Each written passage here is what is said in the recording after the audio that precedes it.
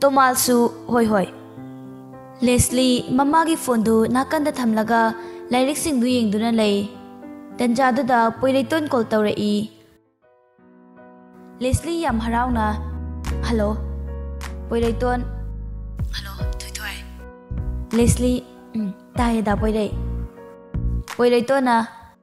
Aine nangi call lakpa ta haudre. Ngasai marang tawbu da saunu ko.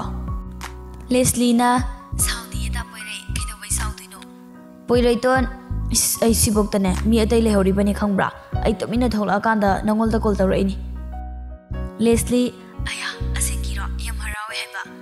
Poiraiton kayam harau kine. Leslie na khangdre mayam hai sinaina changon bangam jaiba.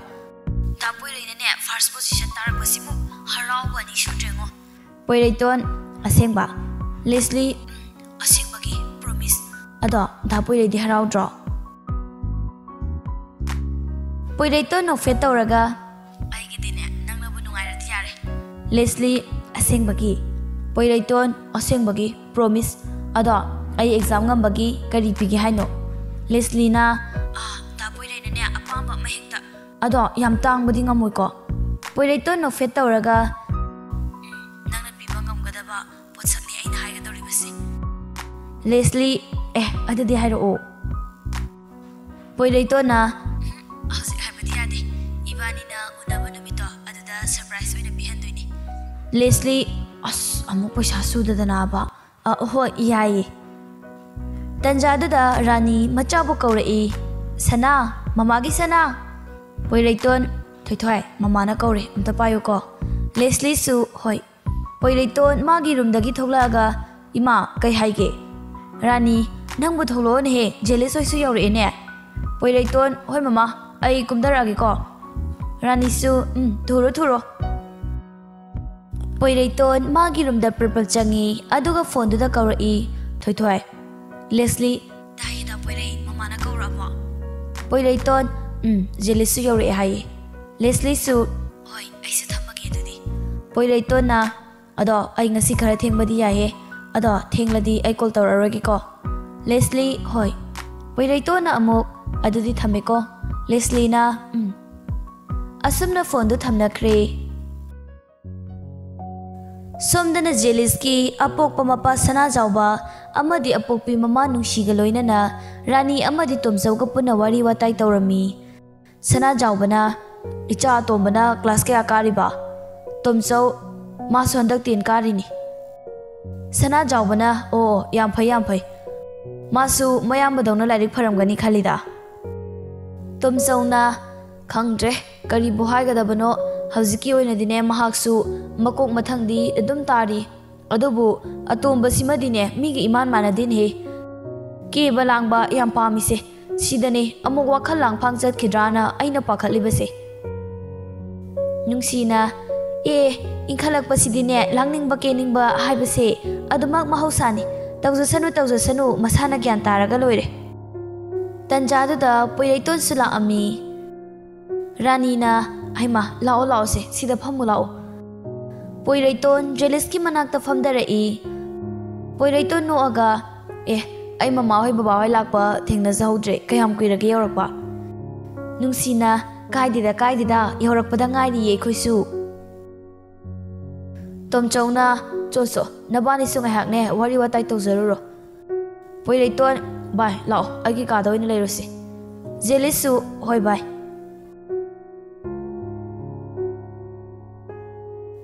Anidu kona duna wari tawduna lakminarai. Poiraiton na nang exam hek haidokpaga noi babada kaino lahenni haibado lahen khraba.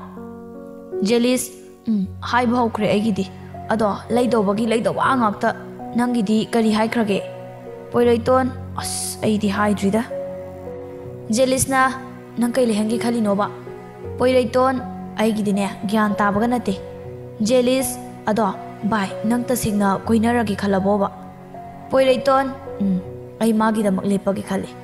Jealous hoida farese nangna sulep labanina ngasidagi masu aikhoigi mi oirabanine ha. Aisu ai angamba mateng pangani duidi. Asumna ngahak wari watai sanaraba matungda sak ising toknaduna Jelis hoisu mayumda hanakre.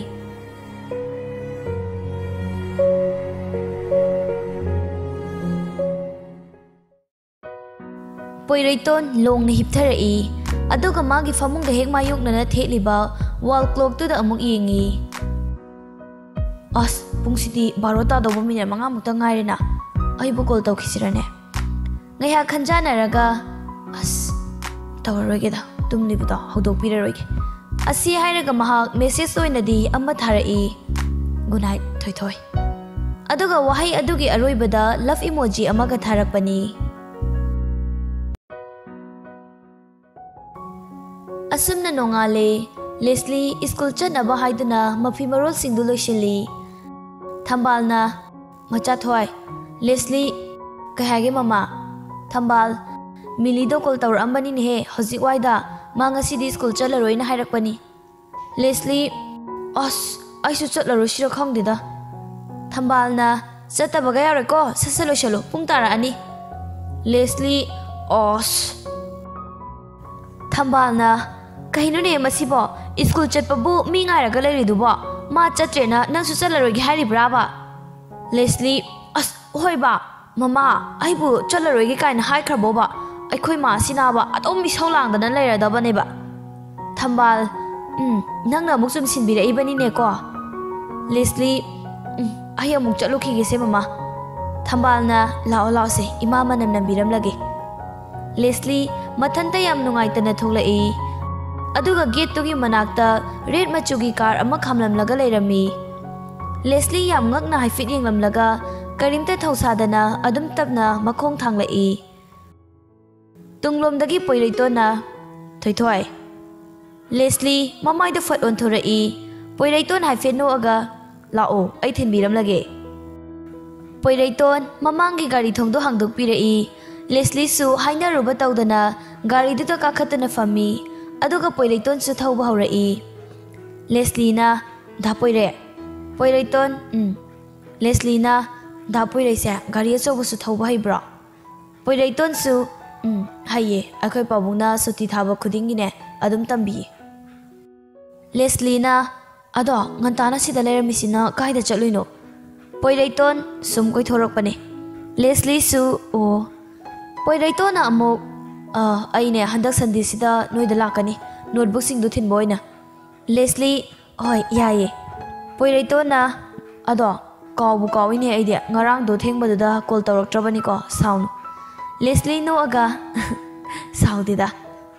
Poiraiton na ngasidi ne nang tangarbo milidi kaidawrage. Leslie ma ngasi la aroi haye.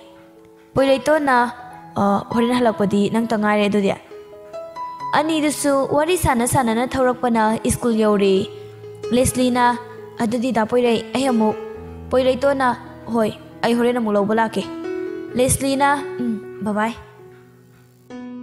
Poiraiton Leslie na changkhibadu yengduna lei aduga mahaksu gari mamaidu leiduna yumlomda halai.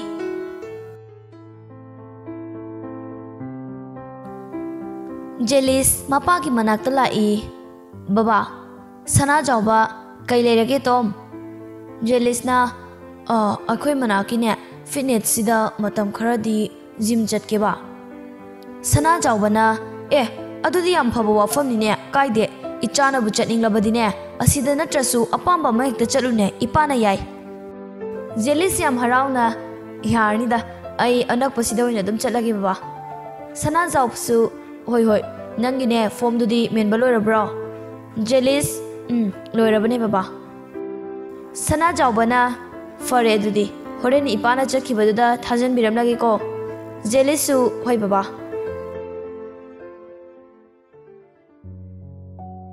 Somdana Ilina yam chakhoba namit na yam karami ne na ba. Mili cha mamalum to lao hayo ba. Ili ising asaba lobu chakhibane la ani. Mili ayo as pugyam nae chiche. Laima water bag to puraga lae mama lae ko sise water bag sida nga thause naba phanabani ko. Ilina aina ngarang haijabase chakhausi so ena khangladine thaudo yam chasilunor na masidi ba mamisine karam khai chasileba. Ilina aina ngarangna dum haijarabani ko sakhawdu su e khangladi thawdu yamna sasilunona mamina karaminena taptai kai sasileba Laimana chalo chalo napadam da call taw ko chalo pharmacy dagine chakhaw gi guli khita leiroona Ili hoi mama Milina mama puksiam cha e Laimana sese neha khango se babana ne hidaguli leira adi pharadabani Ili mapada call tawrei Tomal Hello ibema kai tawrage ne he Ilina Baba kai da lege hujikpo Tomal Aidi thabak sa thoe ne kai tawba yawre Ili oh yare adudi thamage Tomal su hoi hoi Ili phone do thamlaga ngeha khali as akhoi pabung su chathokre ne kanada haini sidia soi anakpasida amta leitabane ba ai hekta chalasirane Tanjadu da Jelis call tawrei Ili phone do pat pai khatli Hello Jelis hello Ilia nang phone thajirabo Ilina Thajanriye ngasi thajan ge tawbada aikhoi naupi do mapung na dana leireba Jelis na ha kai oina ngamdabana haisibo Ili chakhauna ba hauri neba aisu pharmacy da chaluge na tawrambane Jelis na kai wai dano nakpro Ili aikhoi dagidi khara sangna dum chatle baba su leitabani na ai noina chalurage tawbane Jelis na forine ai oina leiraga fathilage Ili yarani da ai dum leirage nang wana bani Jelis na ai kuiroi hauji khudak ta dum la adabane thamo yare ai yoraga call tawragi ko Ili wa haibaga nang baja nate phone do kakre Ili aya thamkhre ne ai ne haimandana ikaiba ma yawrabani mangonda Ili magi kada changlai Laimana Ibema nangbo haikrabro na pada Ili babadi thabak sathui haire Laimana haima kamai tawne dudia sese nangna naw pisi yenglamo ima oina leirurage Ili yarani chatrasu Jelis na ma oina leibirage haire Laimana ha phare phare Ngaihang minute 15 muk leiraba matungda Jelis amuk Ili da call tawrei Jelis na hello Ili hello Jelis na yaurabo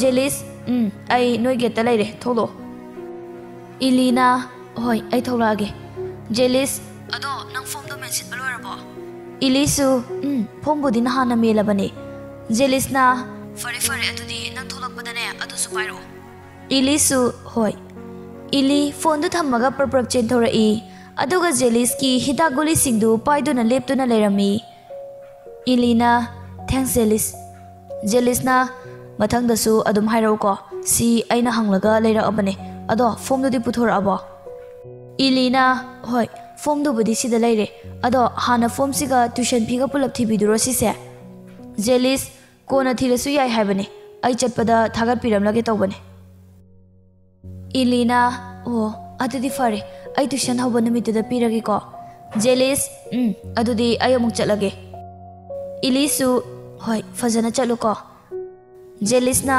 hoi Ilisu sensilai aduga hidaguli singdu Mili da pijare Laima icha tombia nangbu khara pharabro Mili khara fare Laimana fare fare adudi ngahak pothana ba tawro ko Milisu hoi mama Ngaihak leiraba matungda Poiraiton iru maithajaba loiraduna Leslie lawba lai Leslie bab oirudabana mathata lambi duda tapli tapli chatli Leslie lambi duda sum chatna chatna tunglomdagi horon khongjilai Leslie khangprek khangna mamai do onthorai Poiraiton gari du Leslie na leblibadugi jagada Poiraiton gari du Leslie na lebliba jaga du phawba thaujilaga lao kakhalo Leslie su gari du ta kakhalai Poiraitona kaino yam warabo nangbo tumina leiridubo Leslie na ware chaklami ngasidi thanda soire bit kam ta laitre Poiraiton hai fenu aga magi gari do hotel amada thaujilai Poiraiton nang sida ngayak phamamuko Leslie su hoi Leslie yam nungsina Poiraiton na chakhibadu yengduna leihawi Poiraiton hotel family banupa adu da hanglami kaka chanaba thongbasi kari kari leirige Nupa aduna Karamba lauge haino chicken su pork su aduga manung sa thongba su laiye. Poilaiton atawbagumba mafaigumba di laitrabo. Nupa aduna laini kaya gi lauge haino. Poilaiton na mafaido ani yahan biro aduga athongbaduga atawbaduga yanaraga 500 ki piro. Nupa adusu hoi. Poilaiton hinjang athongba singdu lairaklaga aduga gari du da kakhalai. Thoi se horen charawana ba khara lorokpane ida. Asumna makhoi ani su yorakle. Rani macha singbu chak chana ba haiduna kaubala i. Rani na macha nupa ahan gi room da hana changlai. Sana Poilaiton tare ma. Rani lao chak sana ba tawrasi. Poilaiton su oi mama ai kumdarage. Rani amuk macha nupa tombagi room da changlai. Rani na nanao. Eriyak na kai hage mama. Rani lao hana chak to chathorasi aduga kona mulai tu paru lao. Eriyak su hoi mama laage. Poilaiton amadi Eriyak su mathang kumdana rai. Rani lao chaba hor lao se nakhoi ge awara pa do haplam khige. Eriyak wa ngasi gi injang si faudi hauni he. Poilaiton mama pulap chaminarse. Rani su hoi chaba horose aisu sarakladabani. Tomchauna nanao nangi khangdaba khotaba yawrasu noi tamodane hangadabani ko. Eriyak su hoi pabung. Tomchauna lari kanna pagadabani ko. Eriyak hoi pabung paduini. Rani yareda makhoi mapa masakhine chak charingaida wari sanabase hekta tawrakaniba kone iren janana sana gyantana sanaba yadabro noibo. Tomchau ai ngangzararoi.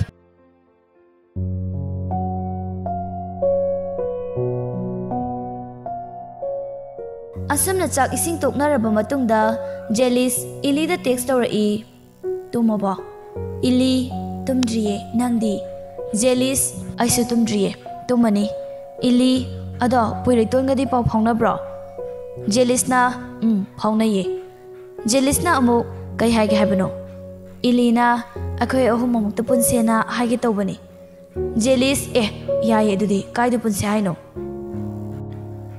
Ili na aikoidane sidagidi school session so hawrabanina kadringai sidane aikoida muktang samina sena haige tawbani. Jelis su hoi yaye kai numita tawse haino. Ili handak lakliba Sunday sida. Jelis na yaye nang Poilaiton di haikrabo. Ili haidriye. Jelis na amuk fare adudi ai haibiragi ko aduga punna lakminarage. Ili su hoi. Asumna pungsu thengjilakpana chak ising toknaduna loina tumnakhre. Adubu Leslie tumningabasu tumningdrabasu ko lakpa ngairamlibani. Ngaihak lairaba matungda Poilaiton su call tawrai. Leslie tumningbagi makholga to olaga paikhalai. Hello Poilaiton tumabo thoi. Leslie tumdri ta Poilai. Poilaiton nang waradi adum pothaba yaradubu. Leslie na Poilaiton na nangna khonga chatpado waragadi aina dum lawba lakisu yadedo. Leslie yani ta Poilai milisu yawbanina ibani dum punna chatminage. Poilaiton su hoi sidagidi ne aisu pakna nanga wari sanaba phanglaroidabani unabasu. Leslie kaigino. Poilaiton na aikoi gisu class hawdore tuition su chatpa hawrani handak Monday dagi aisu lairik padaba yararoi sidagidi. Leslie yam nungaitana hoi. Poilaiton kaino hoi haibo ai heng ayukta laamge nangi notebook singdusu loina purage ko. Leslie na hoi. Poilaiton namo aduga nang fazana paba hawroko. Leslie do hoi. Poilaiton su farse fazana pothana batawrasi. Leslie yam nungaitana Poilaiton na thoi. Leslie Poilaiton adumaina tawnu ai nungaitibase. Ibani ne warasuwana matam khara ngai batabani. Ai nangidamak lepli thoi. Leslie ado ta Poilai